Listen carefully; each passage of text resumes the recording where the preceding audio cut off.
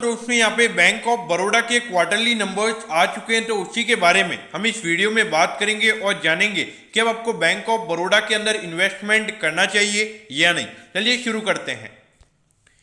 तो देखिए यहाँ पर बैंक ऑफ बड़ौदा को प्रॉफिट हुआ है और जो टोटल प्रॉफिट यहाँ पे बैंक ने रिपोर्ट किया है वो है 1208 करोड़ का, जबकि पिछले क्वार्टर में बैंक को 1046 करोड़ का लॉस हुआ था। तो यहाँ पर हमें क्वार्टरली बेसिस पे बैंक लॉस से प्रॉफिट में जाता हुआ नजर आ रहा है। अगर हम ईयर ऑन ईयर बेसिस यानी कि पिछले साल के अप्रैल से जून वाले क्वार्टर से अगर हम कंपनी के प्रॉफिटेबिलिटी को कंपेयर करें तो पिछले साल इसी सेम क्वार्टर में बैंक को 864 करोड़ का लॉस हुआ था और अभी यहाँ पे 1208 करोड़ का बैंक को टोटल नेट प्रॉफिट हुआ है। तो अगर आप देखोगे यहाँ पे क्वार्टरली बेसिस के नंबर भी हमें अच्छे नजर आ रहे हैं और अगर हम ईयरली बेसिस के नंबर की बात करें तो वो भी यहाँ पर अच्छे हैं। अब अगर हम ग्रॉस एनपीए के नंबर की अगर हम बात करें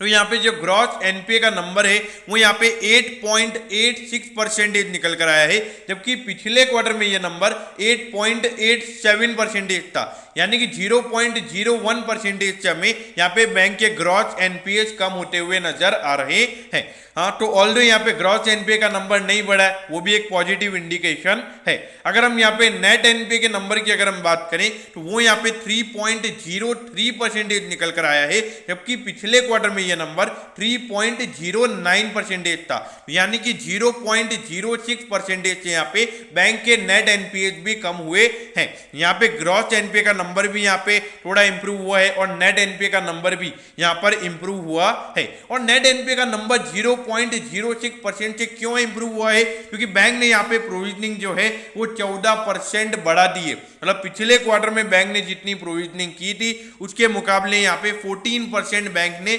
ज्यादा प्रोविजनिंग की है और जो टोटल प्रोविजन का नंबर यहाँ पे निकल कर आया है वो है 4111 करोड़ का। यहाँ पे प्रोविजनिंग बैंक ने ज्यादा की है, इसलिए जो नेट एनपीए का नंबर है वो हमें यहाँ पे कम होता हुआ नजर आ रहा है। और देखिए अच्छी बात यह भी है कि यहाँ पे जो बैंक की प्रोविजनिंग है वो भी ज्यादा हुई है और उसके बावजूद यहाँ पर बैंक लॉस में नहीं आया है और प्रॉफिट में आया है, तो ये नंबर काफी अच्छे हैं। लेकिन हमें ये समझना होगा कि जून ये जो क्वार्टर था अप्रैल से लेके जून वाला, तो यहाँ पर बैंक ने लैंडिंग बहुत कम की है, तो यहाँ पे जो नए एनपीएस है वो बहुत कम क्रिएट हुए। लेकिन अब जैसे इकोनॉमी नॉर्मल होगी यहाँ पे इनका जो लैंडिंग है वो फिर से हमें बढ़ता हुआ नजर आएगा, तो आने वाले टाइम पे यहाँ पे और एनपीए के नंबर बढ़ सकते हैं। तो ये यहाँ पर एक रिस्क आपके साथ बना हुआ रहेगा अगर आपने बैंक ऑफ बड़ौदा में इन्वेस्ट किया हुआ है तो।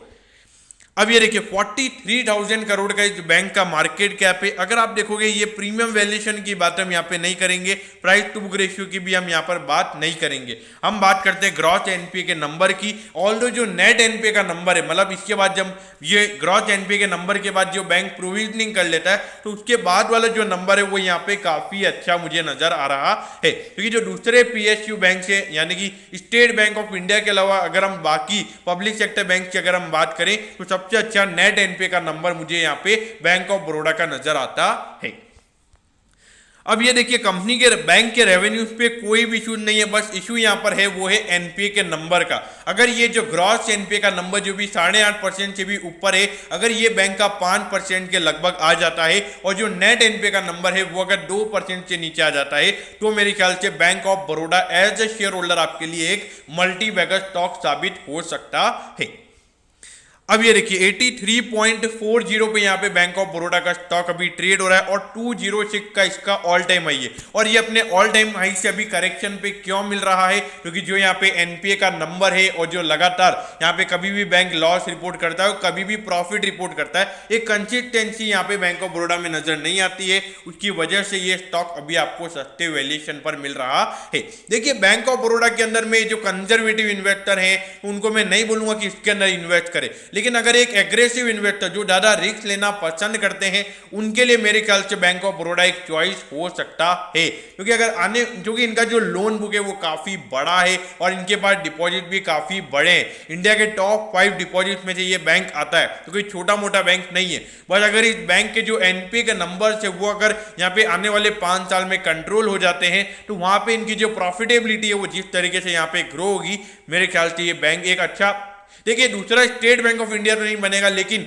हाँ एसबीआई के बाद में कोई अगर पीएसयू अगर आप इन्वेस्ट करने ही चाहते हैं पीएसयू बैंक के अंदर, तो एसबीआई के बाद में सेकंड नंबर पे मुझे बैंक ऑफ बड़ौदा अच्छा लगता है। तो दोस्तों मैं होप करता हूं कि बैंक ऑफ बड़ौदा के क्वार्टरली नंबर्स के बारे में आपको सब कुछ पता चल गया होगा। अगर आपकी कोई भी क्वेरीज है तो आप कमेंट कीजिए, मैं जरूर आपके कमेंट पर रिप्लाई करूंगा। ओके दोस्तों, thank you, have a nice day.